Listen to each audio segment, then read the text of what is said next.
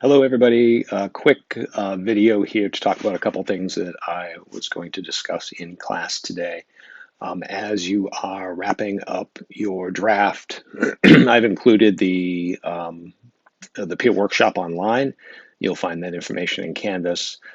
Short lecture that I want to give you to discuss some of the final points that are necessary for your final draft of this evaluation essay. The first thing that I want to talk about, which I didn't talk about on Monday, was the conclusion. Now, I addressed in the first portfolio the sort of the job of a conclusion in regards to a relationship analysis essay. Here we're working on the evaluation essay. So the approach for the conclusion can be a little different. In general, I've talked about how conclusions kind of revisit the main idea. It doesn't necessarily repeat your thesis statement, especially word for word, but it does signal to the reader that you're wrapping up the essay. And this idea of the lasting thought or the last impression that you want to give your reader for an evaluation essay, it's always a really good idea to encourage your reader to kind of rethink the subject, take a new perspective, think about its legitimacy or its importance. So, in relation to this idea that you're talking about a movie genre, think about how your conclusion can sort of reiterate the importance of the genre, its legitimacy as a movie genre. You don't want to revisit any of the specific points you made in the paper, but looking at the larger ideas about why this genre is important to movies. That's an approach you can take with your conclusion as you're working on that. The last bit, which is going to be an important part of this essay, is the APA formatting, particularly the references page. You will need a references list with this paper. And I'm going to bring up here the OWL at Purdue page to walk you through what the references will look like in regards to movies. All right, on the page you see here, this is the OWL at Purdue. This is our official handbook that we're using for class.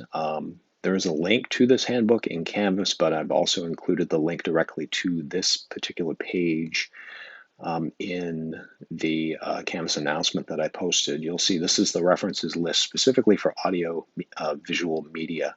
That will include your film. I'll scroll down just a little bit here, and you'll see film or video, the first one. So these are the two different examples here. This is sort of the template for it, and then here's an example filled in for you. So you can see here we have this sort of hanging indent here. You'll see it's opposite from a paragraph where the first line is always at the margin, and then every other line is indented after that. That's called a hanging indent, and you can easily do that without having to mess with any of the ruler settings or anything like that in Microsoft Word, just by highlighting. When you're done with your references list, you can highlight the whole thing. Just select the whole thing and then go under special paragraph, choose special, and then choose hanging indent, and it will do this for you. So director's name in the APA 7 version, you always use initials, even if you have the director's name. So if we were doing a film by Steven Spielberg, you would have Spielberg, comma, S. Even though we know his first name, you're always using first initials. Then identifying the person as the director, date of publication, the title. You'll see here that it is in italics again. I'll talk about the way that you capitalize titles in just a second. And then you have film, and then the production company. And you can get that information off of IMDb.com or several other places online. So here's the example, Lloyd, P, the director, 2008.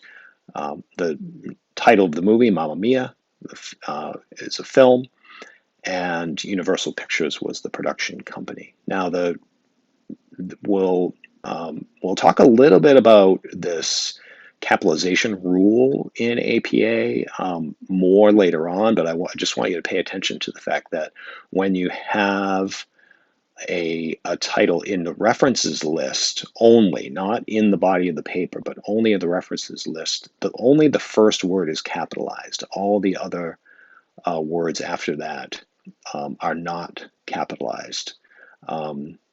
There's a distinct reason for this that I'll get into later, but I just want to make you aware of the fact that you're always capitalizing only the first word in the list, in the references list only. So let me go up here to show you what one looks like. Here's a sample. This has multiple sources in it. You're only going to have your 2 or 3 or however many movies that you have. You'll see here that these are all alphabetized. So after you've created your references list, the last page of your draft, no matter where the previous page ends, you always start your references list on a new page. And then you just have the word references at the top. You don't put citations, you don't put references list, just the word references. And then you'll have the list of all of your sources in alphabetical order, and they're all double spaced. So that's how you'll create your references page for your movies. So the other thing that I want to mention here, besides the references list, some formatting within the paper itself. We're going to be following the same formatting as we did with the first portfolio. There really isn't much that changes within the body of the paper. I just want to make sure that you focus on the title page, the same as we did before. The body of the paper, double spaced, the same as it was with the first portfolio. Because you're working with sources, you need to consider the titles and how you are introducing the titles of the movies in the body of the paper. Anytime that you're mentioning a movie title, just like a title of a book or any other work, it needs to be capitalized, and it also needs to be in italics. That is the proper formatting for the title of a movie. Sometimes we use quotation marks. The old sort of the old version of italics used to be to underline. I saw 1 or 2 titles that were underlined.